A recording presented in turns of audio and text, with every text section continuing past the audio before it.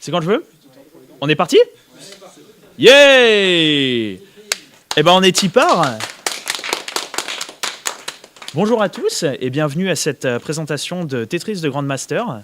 Donc, je vais vous raconter vite fait l'histoire. En gros, en parallèle de l'Occident qui avait découvert Tetris avec la Game Boy et la Nintendo, en fait le Japon avait découvert Tetris dans les bornes, dans les salles d'arcade.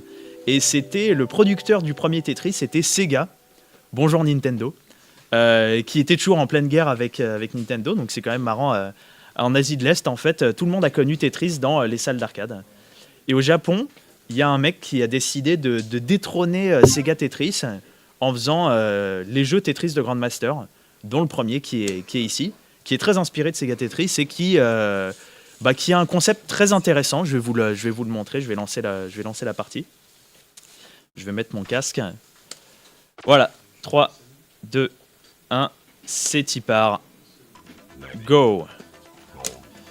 Donc en fait, le concept, c'est que en bas à droite, là, il y a un petit compteur qui s'appelle level.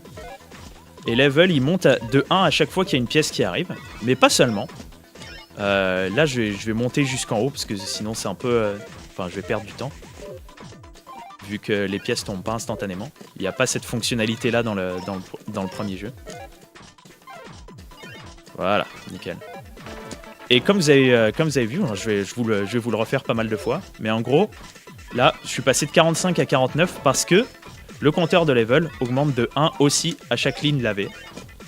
Et donc du coup, je vais essayer d'utiliser ça le mieux possible, parce que l'objectif... Donc il y a pas mal d'objectifs différents, mais mon objectif à moi, c'est d'arriver jusqu'à 999, qui est en gros la fin du jeu. Il y a une fin dans ce jeu. Le plus rapidement possible. Donc, l'idée, là, en gros, c'est d'empiler les blocs très rapidement. Petit détail, là, je suis bloqué à 99 parce que si je ne lave pas de ligne, je ne peux pas passer à la centaine suivante. Voilà, j'essaierai de le faire qu'une seule fois, parce qu'évidemment, c'est une perte sèche de temps. C'est juste pour illustrer le propos. Mais en gros, la suite... pas génial. La suite, ça va être donc d'empiler les blocs le plus rapidement possible et aussi de faire le plus souvent possible des Tetris. Puisque les Tetris, en fait, c'est plein de levels pour la même animation de ligne qui est à peu près une demi-seconde. Donc en gros, si je fais des simples, je perds énormément de temps. Faire des simples, c'est ce qui fait le plus perdre de temps dans tout le jeu. Faire des Tetris, c'est ce qui fait le plus gagner du temps. Et entre les deux, il y a empiler des blocs rapidement, quoi. Donc c'est à peu près le concept. Sinon le reste, c'est comme du Tetris de base. Hein. Donc vous avez 7 tétraminos. Quand vous faites des lignes horizontales, elles disparaissent et elles descendent comme vous le voyez. Un jeu très facile à comprendre. Et un petit dernier truc. Donc là en fait la gravité des pièces est dictée par le level exactement. Donc là à 200 en fait ça reset. C'est-à-dire que là si je fais rien ça descend pas du tout. Et à 250 ça va redescendre. Ça va faire un petit effet un peu comme dans les Game & Watch. C'est jusqu'à 200 ça monte petit à petit. Et puis 200 ça s'arrête net. Et ensuite 300 ça va très vite. Et 500 ça sera la vitesse maximale. Un des premiers concepts un concept qui sera présenté pour la première fois je pense, c'est le concept de gravité infinie. Et c'est ce que j'aurai à 500 jusqu'à 999. Voilà, pause. Est-ce qu'il y a des gens qui ont des questions?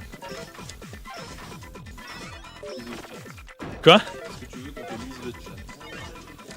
Le chat est calme.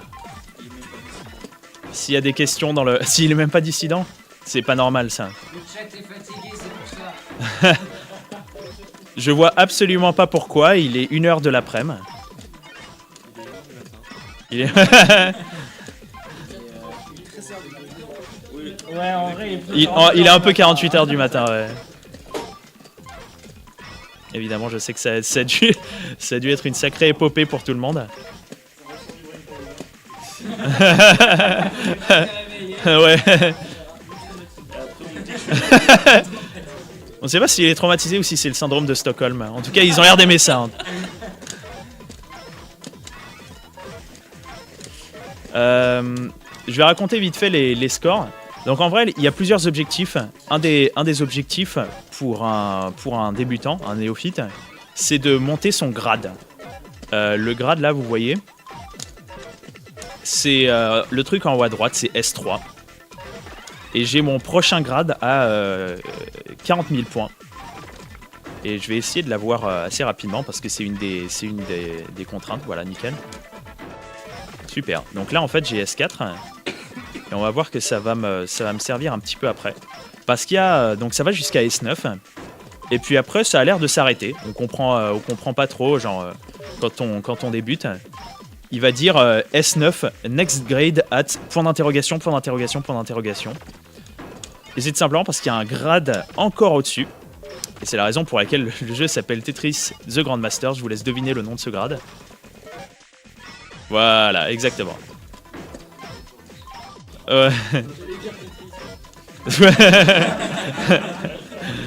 Bonjour, je suis un Tetris à Tetris. Regardez. Tetris. Tetris.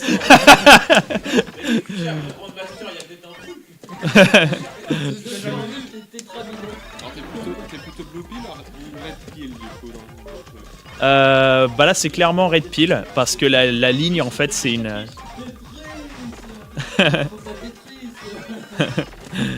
la ligne dans ce jeu a une tête de red pill et c'est marrant dans les jeux approuvés par de Tetris Company c'est du bleu clair pour la ligne et donc la plupart des gens quand ils jouent à TGM disent on a pris la pilule rouge et c'est assez stylé je dois avouer c'est vraiment c'est une drôle de coïncidence j'ai envie de dire comme si les personnes qui jouaient à Tetris DS refusaient la réalité. Mais je ne m'étendrai pas plus loin. À vrai dire, j'ai commencé sur Tetris DS, donc vraiment, je suis personne pour juger de ça.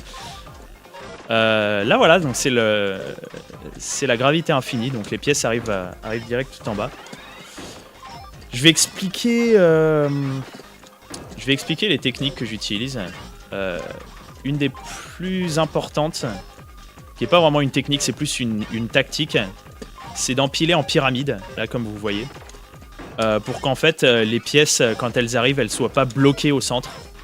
Si elles sont bloquées au centre en fait elles risquent de faire des trous au centre, ce qui est encore pire parce que ça veut dire qu'au moment où j'aurai libéré ce trou je décide pas de la pièce qui va aller se mettre dedans et peut-être que ça va refaire un autre trou, tandis que si le trou est sur le côté bah je décide un peu de la pièce que je vais mettre dedans quoi.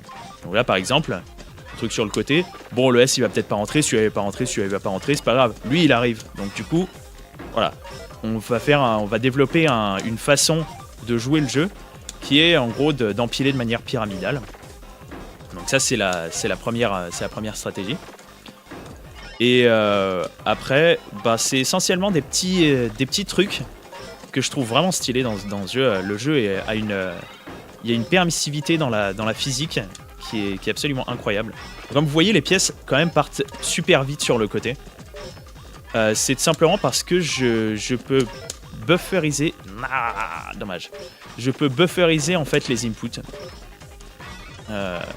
En gros, si je maintiens droite, avant que la pièce arrive, dès qu'elle apparaîtra, en gros, elle sera à vitesse max et elle partira immédiatement sur le côté. Si je fais ça un peu en retard, elle fait un petit... Mais si je le fais, en gros, si je maintiens avant, en gros, si je buffer le mouvement, quoi... je vais avoir un gain de temps d'à peu près un quart de seconde à chaque fois. Et ça fait quelque chose de très fluide comme vous le voyez. Moi je trouve ça assez élégant. C'est la même chose pour les rotations. Si vous maintenez en gros un bouton, la pièce elle apparaît retournée. Là c'était ce que j'étais en train de faire plusieurs fois. Ça fait un petit bruit en mode quing. Là c'est ce petit bruit. On n'arrête pas de l'entendre en fait à chaque fois que je fais apparaître une pièce parce que c'est juste super utile. Surtout à gravité infinie, en fait, parfois les pièces ont tendance à se bloquer quand elles spawnent avec pas la bonne, enfin pas dans la bonne position quoi. Et donc là, du coup, je vais utiliser ça à mon avantage pour tout le reste de la gravité infinie. Et en plus, du coup, ça fait que, bah, je sais que la pièce, elle tourne à la première frame où je la tourne quoi. Donc voilà. Est-ce qu'il y a est-ce qu'il y a des gens qui ont des questions en particulier sur le jeu, sur la commu? Ça fait à peu près 6 ans et demi. J'ai commencé quand j'ai commencé ma 5,5 en prépa. Et ouais. Et du coup, t'as intégré? Ouais. J'ai intégré, ça s'est très bien passé. Simplement parce que en fait j'ai fait ça pendant les vacances d'été, donc je suis tombé complètement amoureux du jeu. J'avais commencé sur un clone et ensuite je me suis dit oh là là mon dieu, il faut absolument que j'achète le vrai truc. Et je me suis un peu calmé pour la 5,5, je dois le reconnaître. Je faisais à peu près une demi-heure par jour, ce qui quand même enfin somme toute considérée était quand même à l'époque un gros investissement quoi, à comparer de l'autre qui était donc la 5,5. Et après, je suis entré en école d'ingé et je suis parti, mais loin. Après, encore mieux, il y avait un programme d'échange que mon école me proposait, qui était en gros de faire une année de césure au Japon. Et là, j'ai vu les Japonais, j'ai vu le niveau de malade qu'ils ont et je me suis dit, ok, il faut juste que je dose à mort quoi.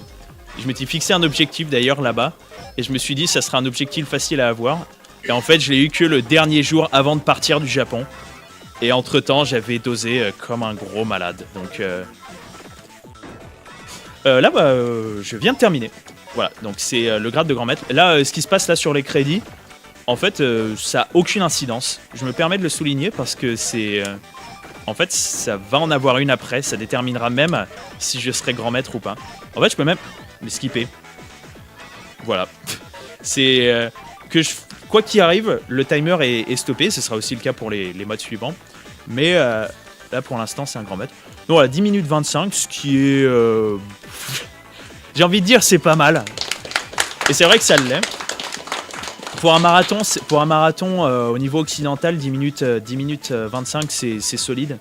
Après, au Japon, solide, c'est plus 9 minutes 10. Sachant qu'on peut pas aller vraiment plus vite que ça. C'est juste essentiellement les types verrouillent tout à la frame près. Et ensuite, ils font que des Tetris, quoi. Donc c'est hallucinant à regarder. Et voilà, c'est la fin du premier qui était pas très spectaculaire, mais je trouve ça cool, ça permet d'introduire un peu le principe et tous les concepts parce que la suite va aller un peu plus vite et je vais parler peut-être un petit peu moins. Donc voilà, je vais juste éteindre la petite machine d'arcade que j'utilise et je vais brancher le 2. Ça va prendre un instant, même pas. Plus de setup. J'espère que Ça va prendre un instant. Un seul.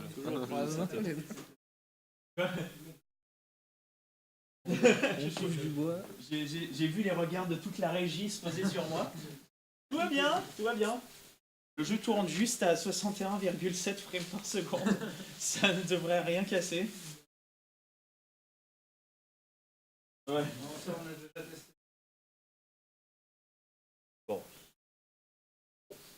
C'est TGM2, donc c'est un des premiers jeux que j'ai testé. Un jeu, je trouve énorme et raffiné. Et en gros, c'est le bébé du président de la République. D'arcade, Ouais, c'est la borne d'arcade sans la borne. C'est une grosse cartouche en gros. Ouais, c'est ça, c'est une grosse cartouche. c'est une grosse cartouche, mais t'as pas besoin de la grosse console qui va avec, quoi. Moi j'ai le signal. Moi j'ai le. Vous c'est. Allez. Oh, pardon. On n'a pas applaudi pour le Grandmaster, par contre on applaudit ça. Ouais, parce que c'est sérieusement, c'est beaucoup plus difficile de faire tourner le 2 sur une carte d'acquisition que. Et ça, il dit ça parce qu'il a l'expérience. Hein. Le premier, c'est pas très difficile d'avoir grand maître. Enfin, pas très difficile. C'est le plus facile de loin. Si vous êtes un achievement master, vous aimez passer quelques mois sur un jeu, vous pouvez y arriver. Il y a beaucoup de personnes qui ont essayé et j'en connais aucune qui soit ratée pour avoir grand maître sur le premier. Le deuxième, c'est une autre histoire. Et ça implique aussi les crédits de fin. Et les crédits de fin, du coup, sont très durs. Mais j'expliquerai au fur et à mesure du truc. Il y a un petit plus. Et c'est ça, exactement. C'est Tetris The Absolute The Grandmaster 2, plus avec un petit plus qui clignote légèrement. Là, il y a même un petit plus en bas à droite. À quand le Tetris The Grandmaster Turbo à Tetris The Grandmaster Ultra Exactement. Deux primes à HD Remix. J'aimerais bien...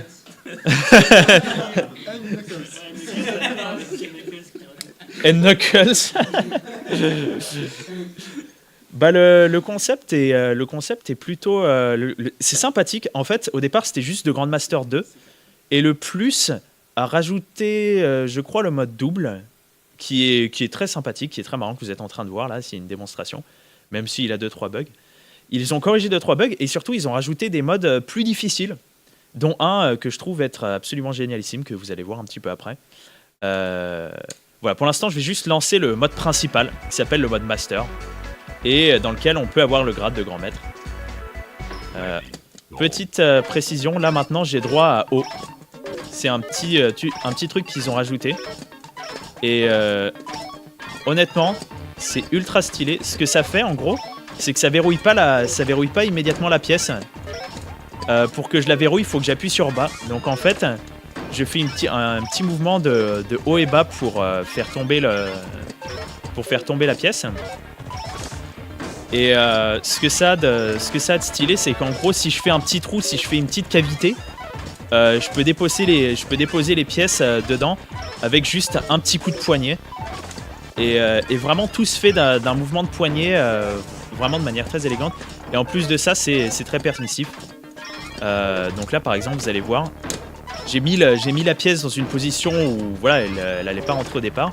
J'ai fait O, j'ai fait la rotation, puis ensuite j'ai fait le truc. Et il y a pas mal de petites techniques comme ça, dont des trucs qui s'appellent des Zangief Moves, en référence à Zangief de Street Fighter, parce que c'est exactement comme si on faisait une chope de Zangief, quoi.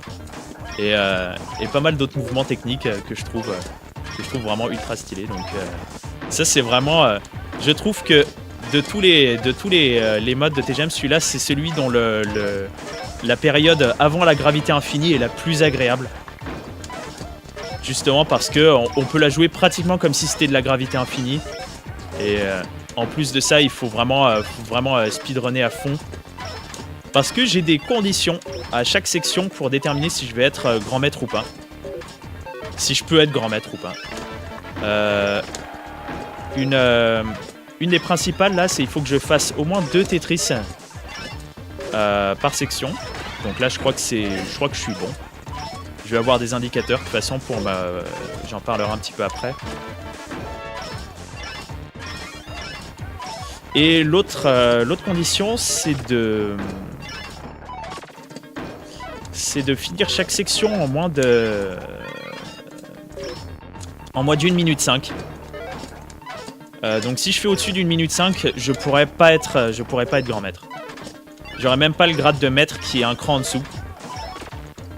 Donc j'essaie de faire très attention à ça.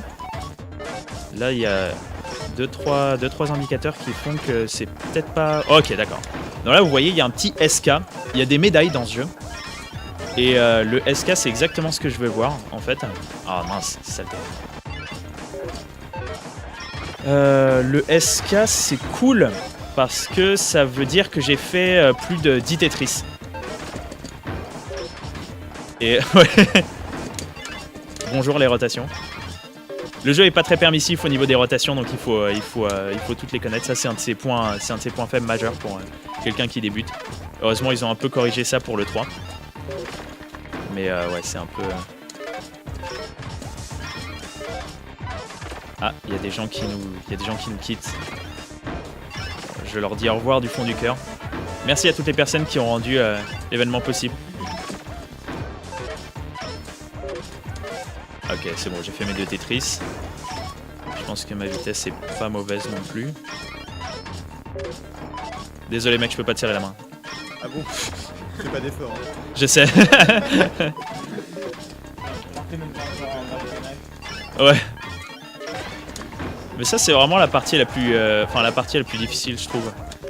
Les sections sont, enfin les contraintes sont pas aussi vénères sur la suite. C'est C'est juste des contraintes de score générales, quoi. C'est facile, alors du coup, tu vas mettre des contraintes débiles pour que Ouais, honnêtement, enfin, pour pas mal de gens, le scoring est extrêmement difficile à gérer. Là, en fait, ce que vous voyez, il n'y a plus de next grade add machin. En fait, simplement, vous voyez le score là, qui se trouve à droite. En fait, vous l'oubliez. Il n'est pas utilisé pour le calcul du grade. Ce qui est utilisé pour le calcul du grade, c'est un système en interne qui gère tout, en fait. Il gère tout, et dans ma tête, je sais à peu près où j'en suis parce que je sais comment le système fonctionne. Mais en gros, le jeu va cacher énormément de données. Il va juste me dire où j'en suis niveau grade d'un point de vue totalement extérieur, quoi.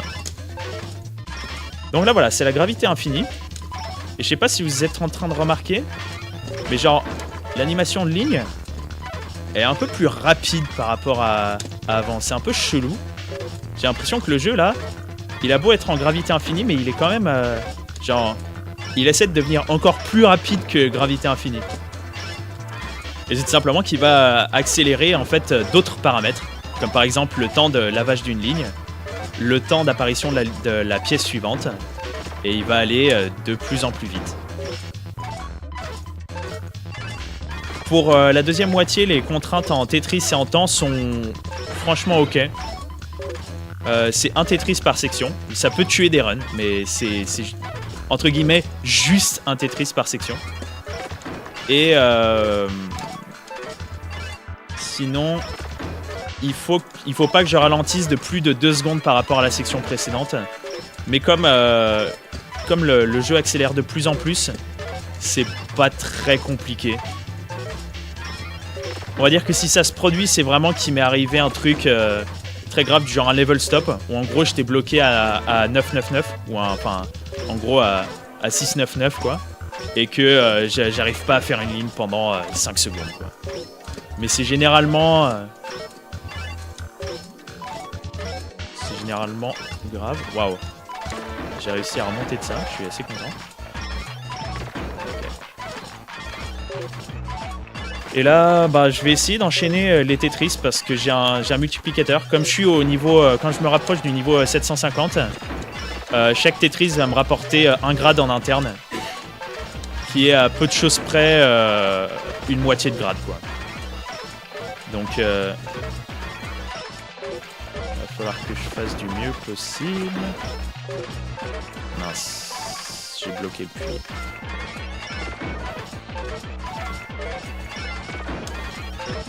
Peut-être déverrouiller le puits. J'ai déverrouillé. Oh, nickel. En fait, quand vous passez au grade suivant, le système annonce S6 et ensuite il efface tous les points en excédent. Donc si j'avais fait un Tetris, en fait, j'aurais gâché vachement du Tetris dans le passage de grade parce qu'il fallait juste que je fasse un simple. J'étais pas du tout en train de calculer, donc parfois il y a des petits coups de chance comme ça aide pas mal. Bon, en tout cas, je dis pas non. Et là, il faut que je fasse à peu près 4 Tetris. Il faut que je fasse plus que 2 Tetris.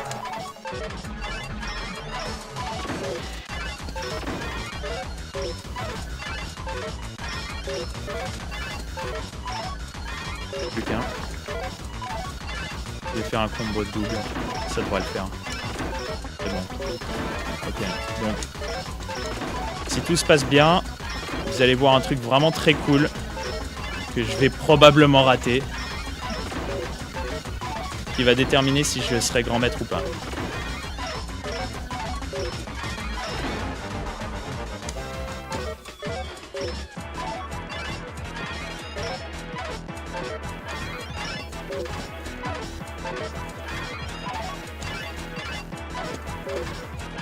What? Oh non!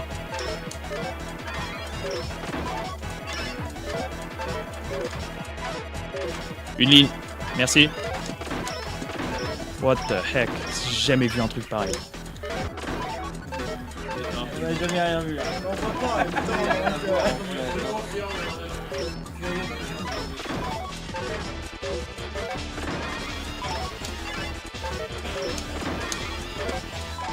Ah là là.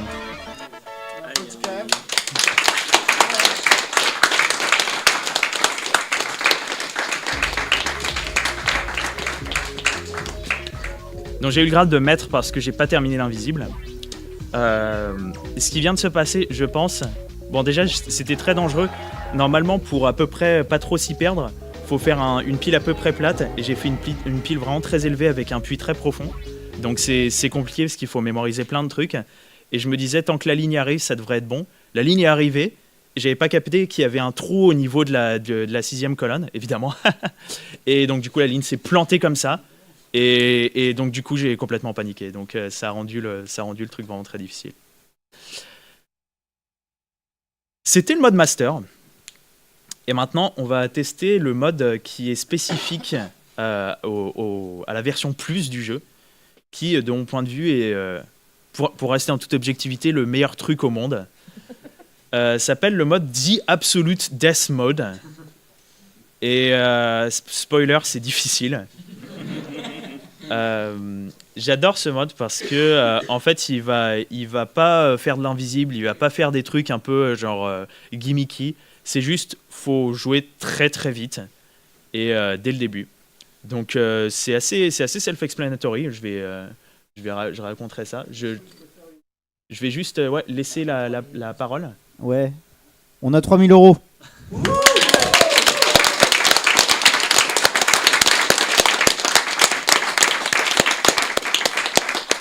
Donc il y a eu 2 dons, je vais faire ça très vite. Un premier don de Pierre qui a donné 5 € pour Blue Baby.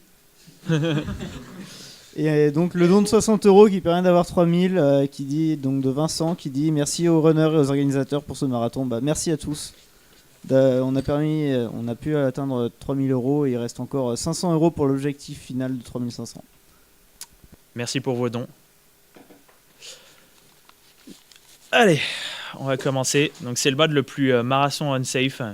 C'est même pas vraiment de la RNG, c'est juste si je suis pas assez concentré, le run peut se terminer assez tôt. C'est là où il faut poser des questions. Ouais, c'est ça, exactement.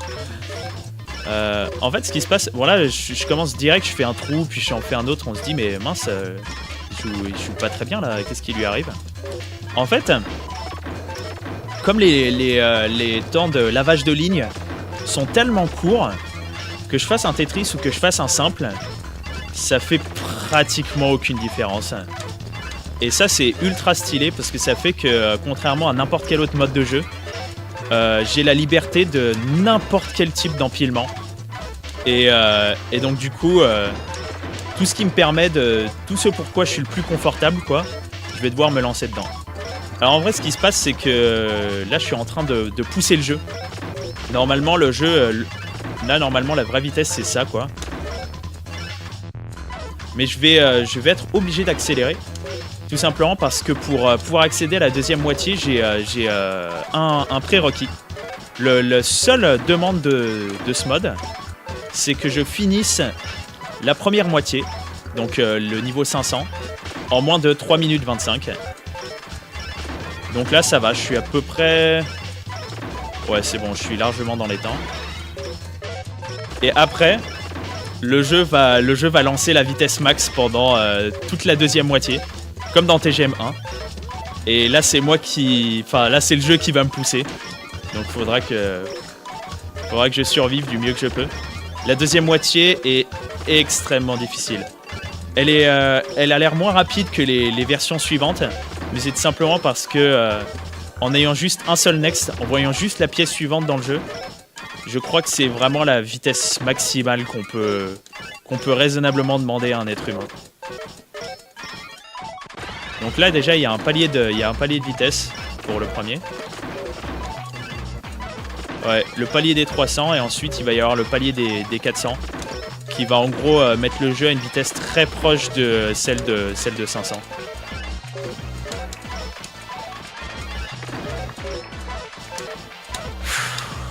Là je suis large, j'ai pas à speedrunner.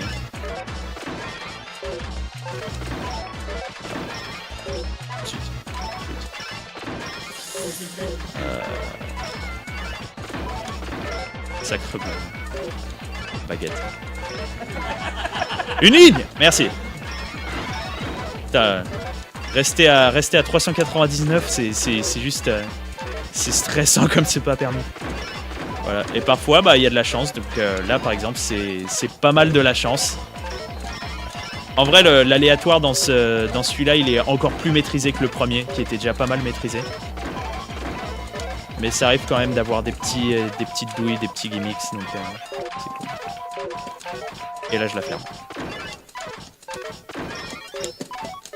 Nickel. Fallait vraiment que je commence comme ça.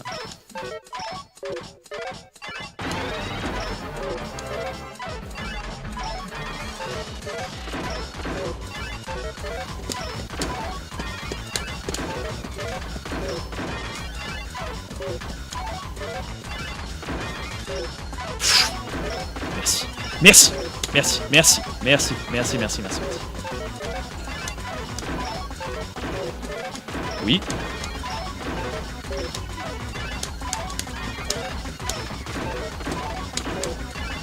Merci.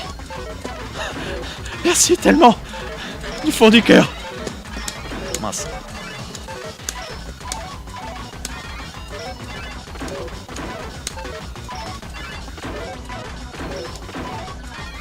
Non. Oui.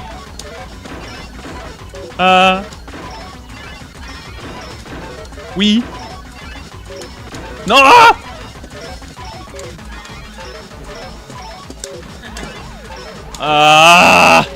Bon, ça c'était pas mal. C'était pas mal.